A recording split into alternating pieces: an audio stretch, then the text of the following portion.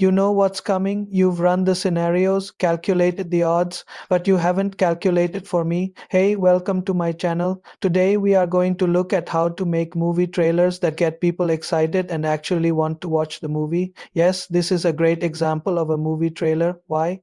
Well, because first of all, it's thrilling. Second, it's captivating. Third, it's unique. And fourth, it has a great villain. Let's take a look at the key elements.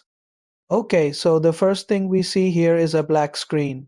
Then we hear a heartbeat, but just before the music kicks in, there's a sudden cut. And the thing about that is that it feels like a surprise attack. And that kind of takes us back to the original movie trailers where they would basically spoil nothing in the trailers. That's why today some people say that movie trailers are basically full of spoilers. No, that's not true because the best ones keep things under wraps.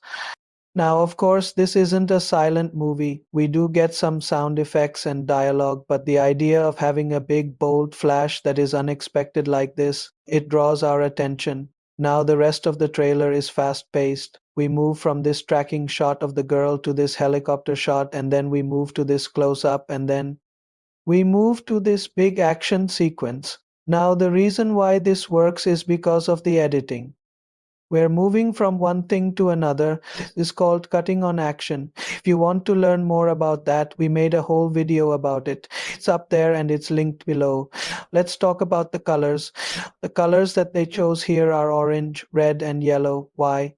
Because these are warm colors and they indicate danger and intensity. So if you pay close attention, the color grading changes throughout the entire trailer.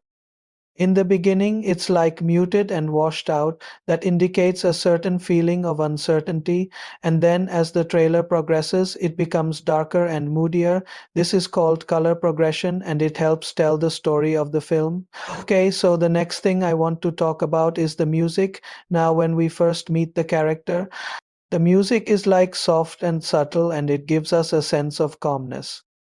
And then, as soon as she goes outside, the music picks up the pace and it creates a sense of tension. This is called leitmotif. Basically, the music stays the same, but the volume and the intensity of it changes to match the scene. Now, what about the sound effects?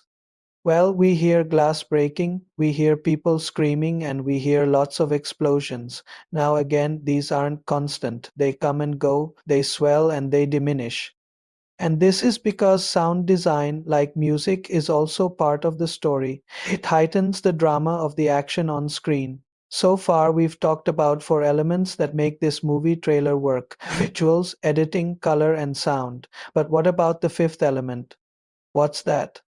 Well, that's the text on screen. Here they keep it minimal and only use white text on a black background. This makes it easy to read. The next thing I want to talk about is something called a hook. A hook is basically something that grabs your attention and makes you want to watch the movie. In this case, the opening scene with the girl and the briefcase definitely hooks you. In the second act of the film, you could replace this with something else, maybe some kind of crazy action sequence or something like that, but for now it works really well. The next thing I want to talk about is pacing. Pacing is how fast or slow the movie seems to be. And it depends on two things: how fast the editing is and how long you linger on each shot. Now, in this trailer, the pacing is fast, the editing is quick, the shots are short, and this makes the trailer feel exciting. Now, it doesn't mean that every single shot has to be fast. In fact, sometimes slowing things down creates even more tension. For example, here we have this slow motion shot. Now, usually people think that slow motion always creates a sense of calmness, but that's not true. Slow motion can also increase the drama and the tension of a scene. And that brings me to the next point. A lot of scenes in this trailer are in slow motion. And the reason why is because slow motion helps the audience understand what's happening. It gives them time to process the information. Another thing that this trailer does well is that it keeps you guessing. We never really know what's gonna happen next. There are a few twists and turns, and that keeps you engaged. Now, one of the things that you need to remember about movie trailers is that they are designed to stand alone.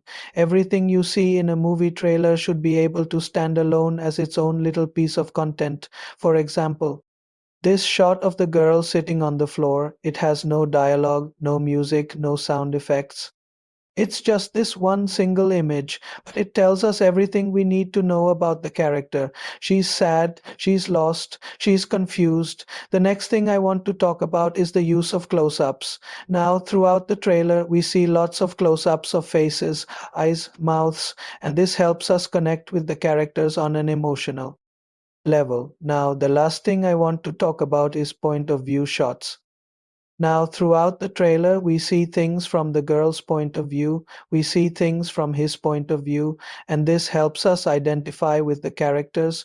We experience the world the way they experience it. I think what really makes this movie trailer stand out is that it has a strong villain. We see him throughout the trailer, we hear his voice, we see his eyes, and he's menacing, he's threatening, he's dangerous, and this makes us want to see the movie even more. So, those are the things that make this movie trailer great. I encourage you to watch it again, paying attention to each of these elements. Think about how they work together to create a cohesive whole. Remember, a movie trailer is like a mini movie. It needs to have a beginning, middle, and end. It needs to make you care about the characters. It needs to make you want to see the movie, and most importantly, it needs to make you curious.